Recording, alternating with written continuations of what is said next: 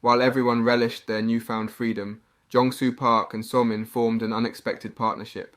They started a new contract, planning their next move. Somin helped Jong-soo Park choose his next target, the Sea Dragon hero. She had wreaked havoc, taking countless lives, including Jong-soo Park's family. To fight her, they needed a boat. Luckily, Somin knew the fighting Marines by the southern coastal sea, a place of fierce waves and strong winds. They could help them face the sea hero and her deadly pet, ready to defend her domain. Back at Jeju Island, one of the Marines was having a conversation. One Marine said he couldn't understand why they were going into the hero's lair.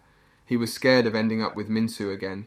The captain reassured him that if Super could defeat John so easily, he must also have a plan to take down the other heroes. They weren't certain, but wasn't that enough?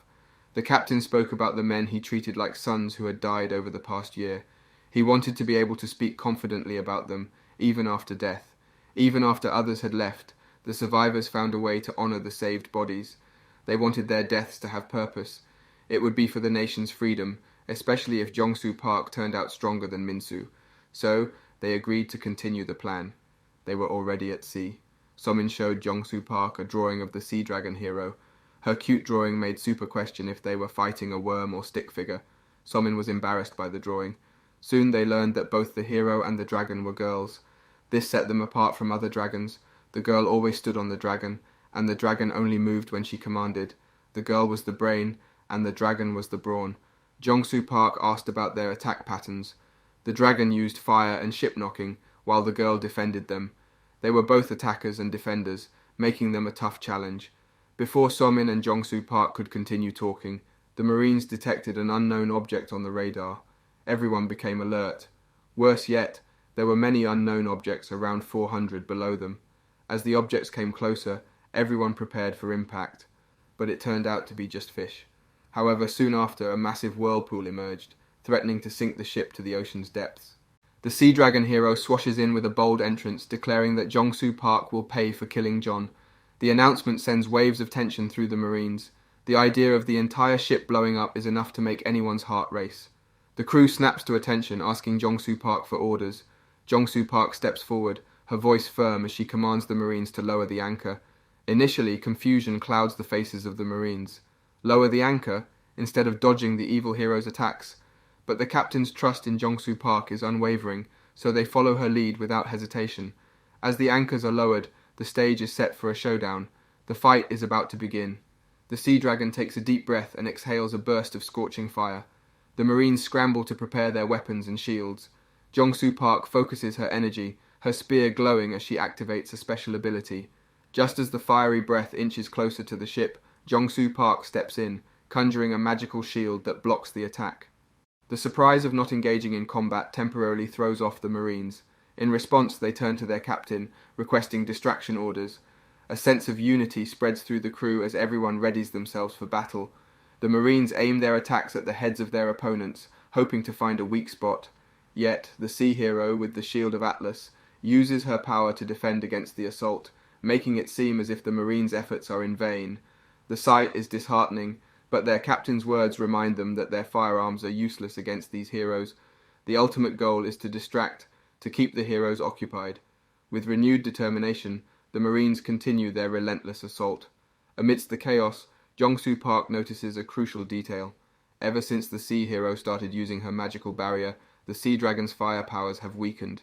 Jong-soo Park's theory is that the sea hero is sharing her energy with the dragon.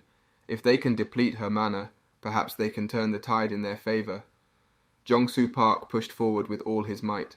Seeing this, the sea hero realized that Jong-soo Park might have noticed that the sea dragon had been using her mana. Instead of panicking, all she needed to do was get rid of any reason to use the magical barrier. The spear of the Atlas traveled from the sea hero's hands to the ship. Jong-soo Park didn't anticipate that her attacks would change directions. Now she was technically aiming for the Marines and the ship.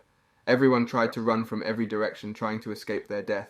Some were just unlucky to meet their tragic fate so early. That said, thinking she'll win the fight, she stated that this is the end for him. However, as one of the Marines died from the spear of the Atlas, he used his body to stick the spear in and let Jong-soo Park get rid of it. The poor Marine thought of his past and the conversation he had with her captain before going into the mission. With a smile on his face, he told Jong-soo Park to make good use of the Spear of the Atlas.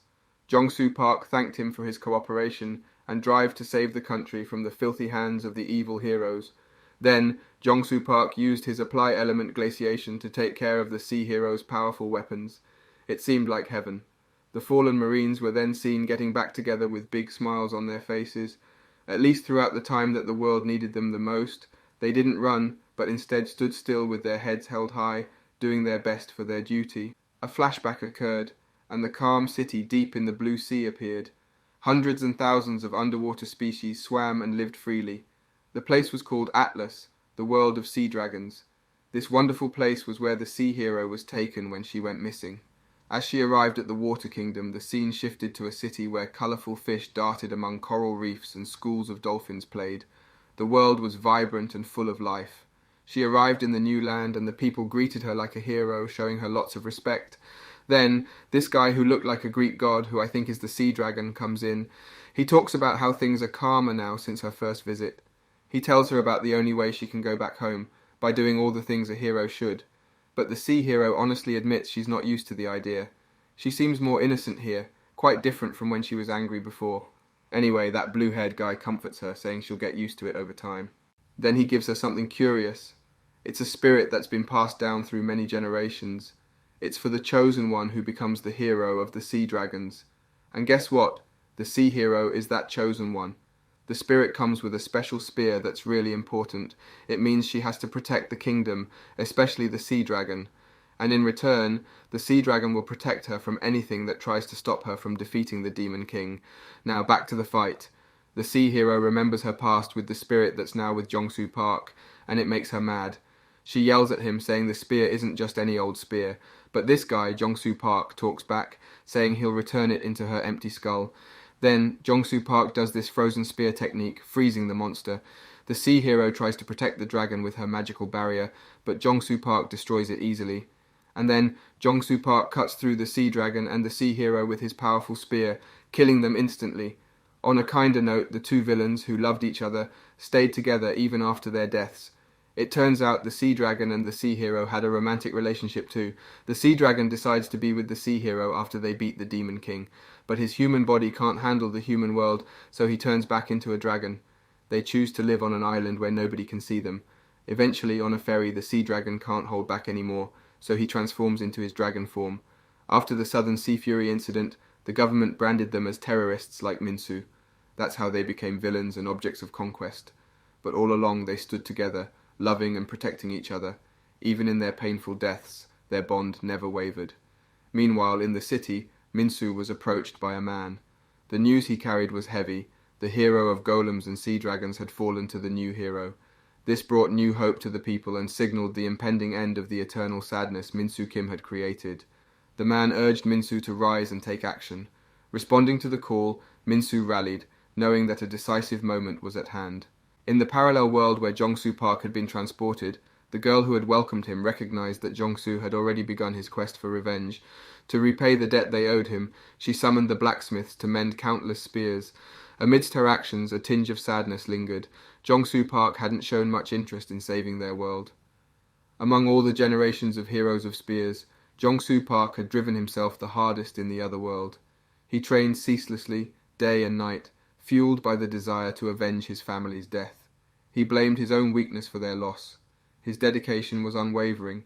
He fulfilled his duties without doubt or hesitation. One day, armed with only a spear, Jong-soo Park faced a horde of goblins. He methodically slashed each limb, driven by an intense eagerness to grow stronger. His comrades grew worried. He was venturing too deep into danger. Their concerns proved valid when a massive goblin struck him from behind with a hefty bat. However, just by remembering Minsu, the rage inside him ignites once more. As a result, the poor goblins meet their death in a flash. Just die, he says, while stabbing the giant goblin's jugular vein. But even with this victory, he still hallucinates the images of his dead family members.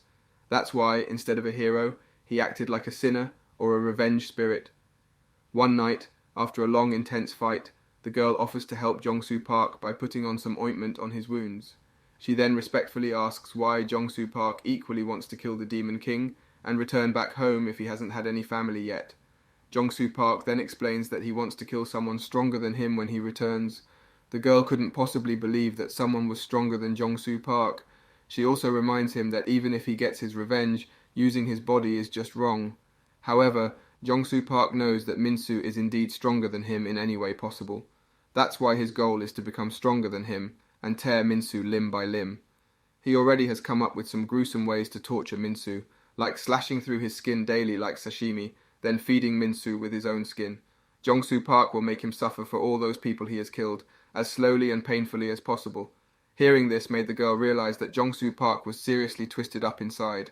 What will happen next? Find out next time by staying tuned for our future recaps. Don't forget to like and subscribe for more great recaps.